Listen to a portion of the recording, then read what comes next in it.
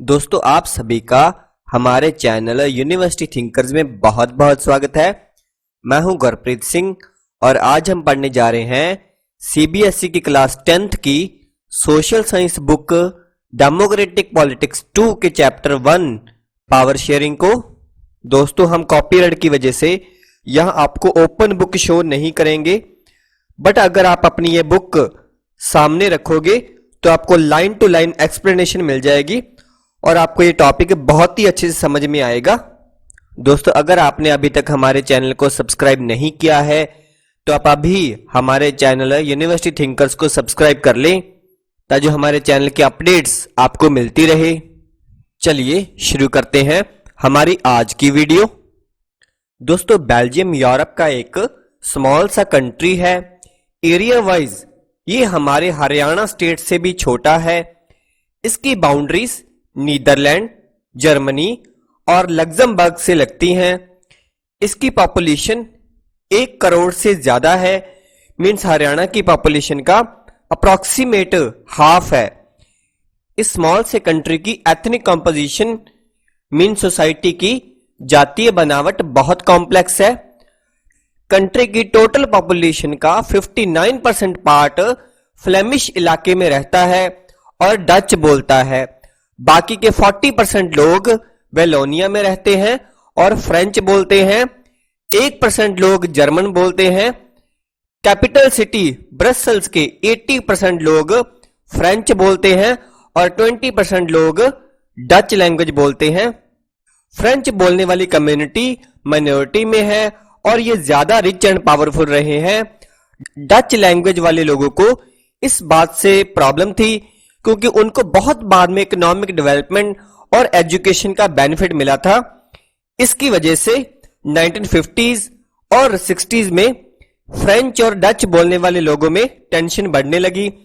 इन दोनों ग्रुप्स के बीच टेंशन का सबसे तीखा जो रूप है वो ब्रसेल्स में दिखा।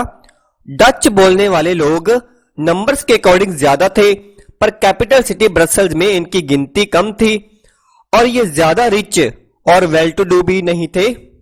इस सिचुएशन का कंपैरिजन हम श्रीलंका से करते हैं। श्रीलंका एक आइलैंड कंट्री है और ये तमिलनाडु के सदर्न कोस्ट से कुछ किलोमीटर दूर है। इसकी पॉपुलेशन अबाउट 2 करोड़ है, मींस ये हरियाणा की पॉपुलेशन के बराबर है। साउथ एशिया के दूसरे कंट्रीज जैसे ही श्रीलंका में भी डाइवर्स पॉपुलेशन है। जो मेन सोशल ग्रुप है उनमें सिन्हाला लैंग्वेज स्पीकिंग लोग 74% है। इसके बाद तमिल बोलने वाले लोग हैं जो कि टोटल पॉपुलेशन का 18% है। तमिल लोगों में भी 2 ग्रुप हैं, मीन सब ग्रुप है।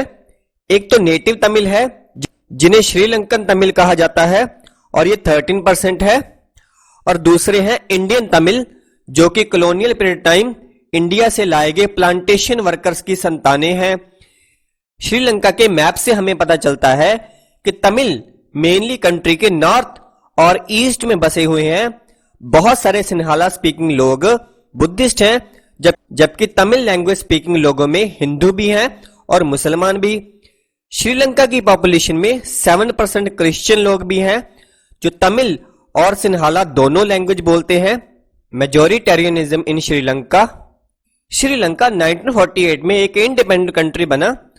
जो सिन्हाला कम्युनिटी के लीडर हैं उन्होंने अपनी मेजोरिटी की वजह से गवर्नमेंट पर अपना डोमिनेंस बनाना चाहा, इसलिए उन्होंने सिन्हाला कम्युनिटी का इंपैक्ट बनाए रखने के लिए डेमोक्रेटिकली इलेक्टेड गवर्नमेंट ने बहुत सारे काम किए।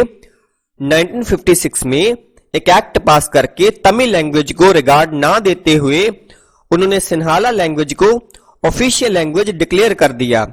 यूनिवर्सिटीज और गवर्नमेंट जॉब में भी सिन्हाला कैंडिडेट्स को फेवर किया गया। न्यू कॉन्स्टिट्यूशन में भी ये कहा गया कि स्टेट बुद्धिज्म को प्रोटेक्ट करेगा और इसे प्रमोट करेगा। अब ये जो एक के बाद एक गवर्नमेंट सिन्हाला के फेवर में डिसीजन ले रही थी, इसने श्रीलंकन तमिल्स में एलियनेशन की फीलिंग्स ला दी। मीन्स उनको बेगानेपन का एहसास होने लगा। उन्हें लगा कि कोई भी बड़ी पॉलिटिकल पार्टी जो बुद्धिस्ट सिन्हाला लीडर्स चला रहे हैं उनके लिए सेंसिटिव नहीं है, वो उनकी लैंग्वेज और कल्चर को अनदेखा कर रहे हैं।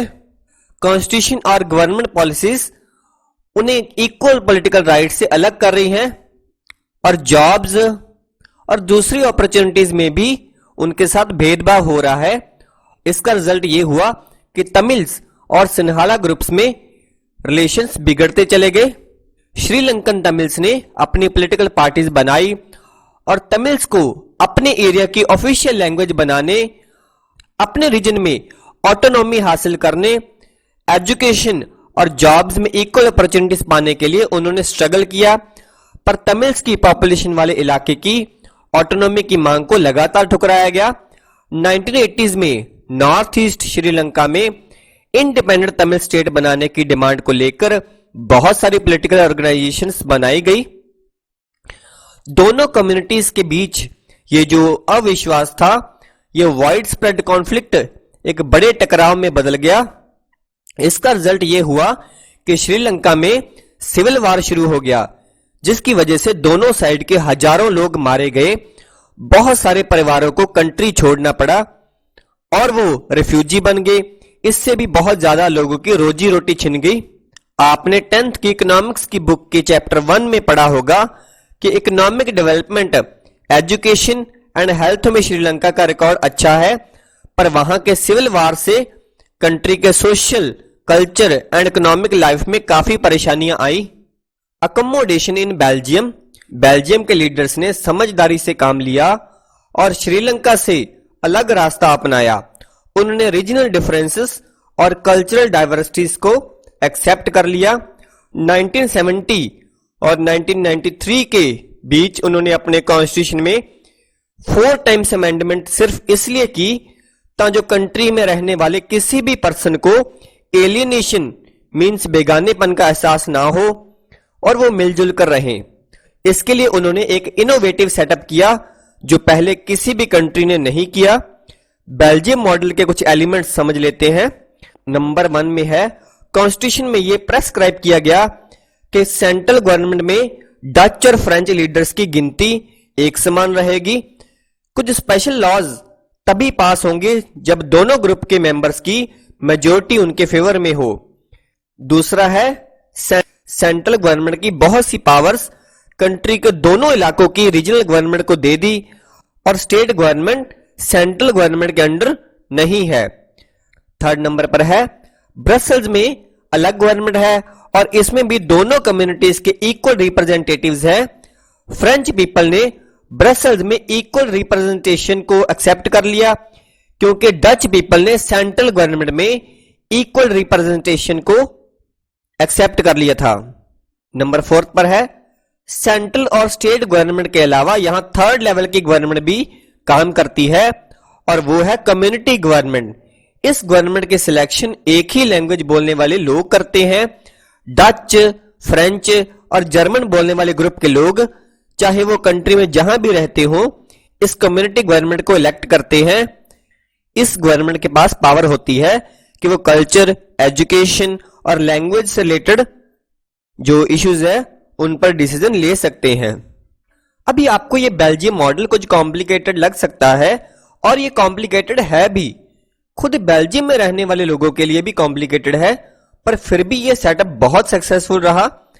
इससे कंट्री में सिविल वार जैसी सिचुएशन क्रिएट नहीं हुई, नहीं तो फिर बेल्जियम भी लैंग्वेज के आधार पर 2 टुकड़ों में बट गया होता। जब बहुत सारे यूरोपियन कंट्रीज ने साथ मिलकर यूरोपियन यूनियन बनाने का डिसीजन लिया तो ब्रसेल्स को उसका हेडक्वार्टर बनाया गया। बेल्जियम और श्रीलंका से हमें क्या सीख मिलती है? दोनों ही देश डेमोक्रेटिक है, फिर भी पावर शेयरिंग का मैटर उन्होंने अपने अपने वे से सॉल्व करने की कोशिश की।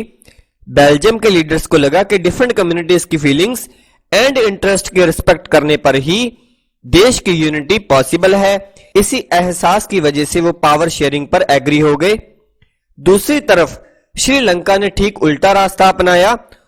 इससे यह पता चलता है कि अगर मेजॉरिटी कम्युनिटी दूसरों पर जबरदस्ती अपना डोमिनेंस बनाने और पावर शेयर ना करने का फैसला करता है तो इससे कंट्री की यूनिटी खतरे में पड़ सकती है।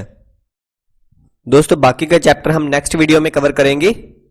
आप हमारी वीडियोस को लाइक और शेयर जरूर करें और अगर आपको किसी कंसेप्ट पर डाउट हो तो आप हमें कमेंट करके पूछ सकते हैं।